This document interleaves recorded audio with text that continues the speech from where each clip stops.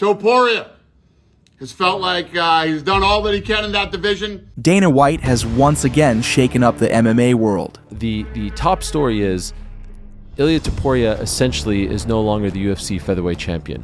Ilia Topuria has essentially vacated the featherweight title. According to Ariel Helwani, that Superfight is already being planned for June.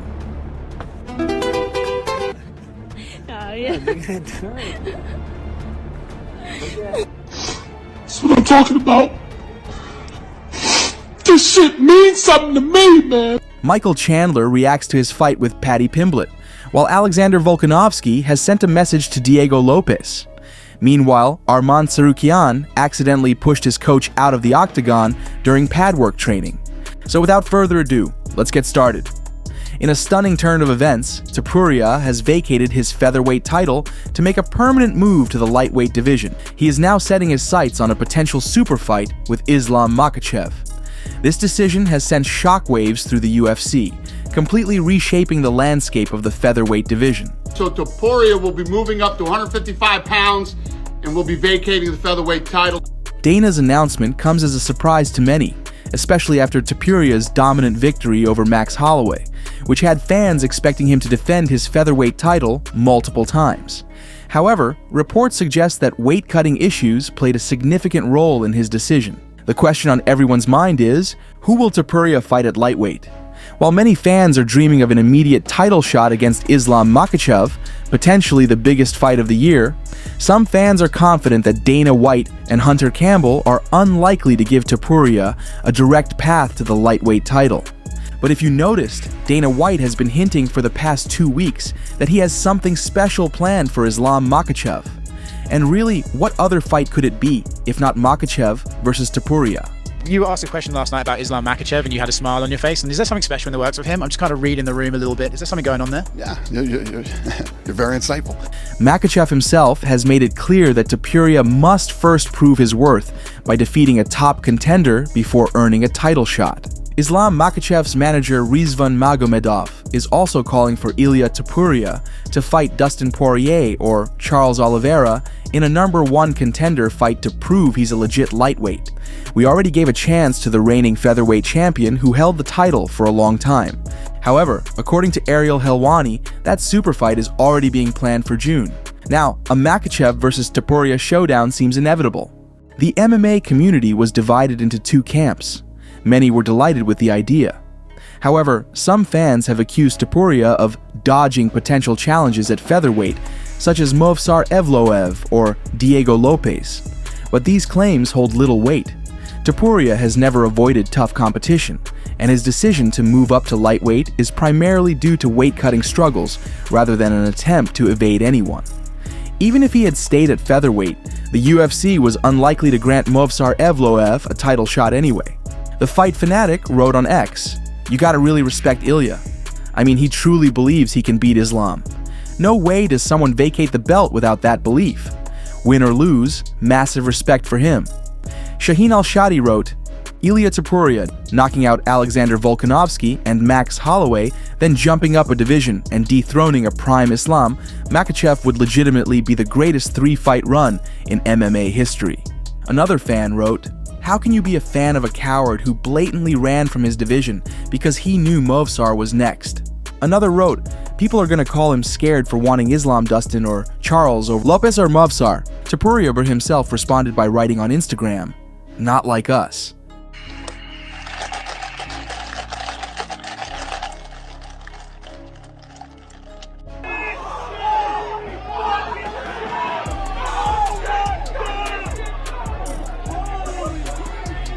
Despite the skepticism surrounding his move, Topuria has repeatedly proven his doubters wrong.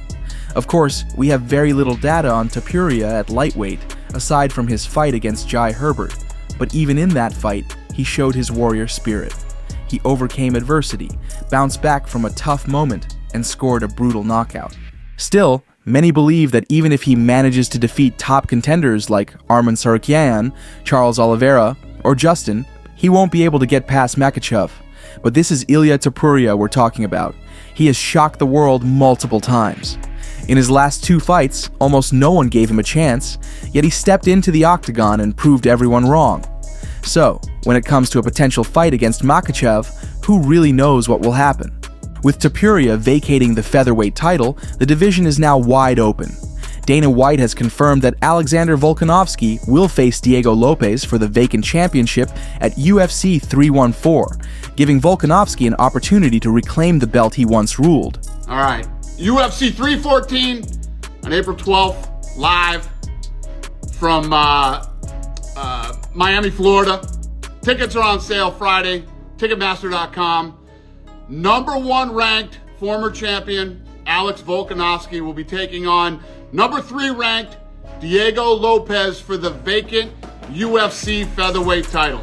Toria has felt like he's done all that he can in that division, and he feels like he's cemented his legacy, and his body cannot make the weight anymore. So Topuria will be moving up to 155 pounds and will be vacating the featherweight title. So the way that this works is, as soon as the first punch is thrown in this fight, the title is vacated.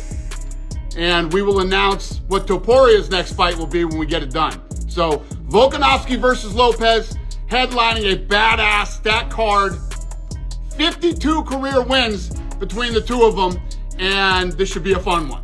And there is a 5-round co-main event between number 7 ranked Michael Chandler and number 12 ranked Paddy Pimblett. Chandler is a 2 or 3-time lightweight champ in another organization. He's always fun. How fun? He's fought 6 times in the UFC and won 5 bonuses. And Paddy is on an 8-fight win streak and has never lost in the UFC. Michael Chandler reacts to his fight with Paddy Pimblett. In this sport, things move very fast. I was on a vacation last week, got a call, said, hey, what do you think about fighting Paddy Pimblett in April? And I said, well, Hunter, April's only 8 weeks away. I like to put down about 4 weeks of training before I go into an 8-week camp. Let me think about it. Next day, flew to Vegas, sat down with him in his office. We talked through everything, and we've made the decision. Fighting Paddy Pimblett, Miami, April 12th. Because a imperfect plan implemented now is better than a perfect plan implemented months from now. And in this sport, things move fast. There's a lot of stuff going on with the division. There's a big summer for the lightweight division. And after the last fight, one of the most disappointing losses of my career, I wanted to get right back on the horse, get right back in the octagon. So here we go. I like the matchup. Love the matchup, actually. I respect Paddy. I think Paddy's a skilled fighter. I think he's still got a bright future, but I think he's going to run into a buzzsaw named Michael Chandler on April 12th. And as always, I will be the most entertaining guy that steps inside the octagon that night. I will have everybody on their feet. I will have everybody on the edge of their seat. And typical Chandler fashion, we're going out there with one goal in mind, and that's to separate our opponent from consciousness. So, can't wait. We head into training camp today, and for the next 8 weeks, we're going to be getting after it. Thank you guys for being with me on this journey. God bless. I'll see you at the top. While Alexander Volkanovski has sent a message to Diego Lopes. Yeah, Lopez, obviously a dangerous dude. Bit of a different matchup to Ilia. Obviously both dangerous fighters. But yeah, so I'm really looking forward to this one. Very excited. But I'm feeling great, and I'm only going to get better from here. So that's a scary thing, especially for Lopez. I think Lopez is in for a very, very hard fight. He's a gamer. He's a great dude. I've got a lot of respect for him. A very nice fella. I'm sure he's expecting to go out there and win the belt. But I'm sorry, mate, that ain't happening. Good on you for being in this position. Happy you're getting the opportunity to fight for the belt, but I'm still here. You ain't having it. Sorry, mate. Meanwhile, Arman Tsarukyan accidentally pushed his coach out of the octagon during pad work training.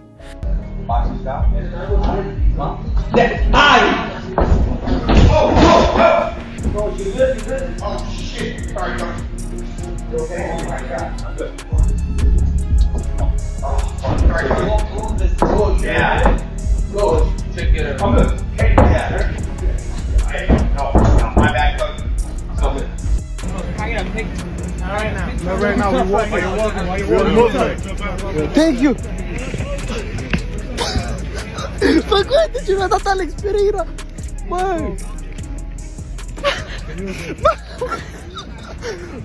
That's all for today.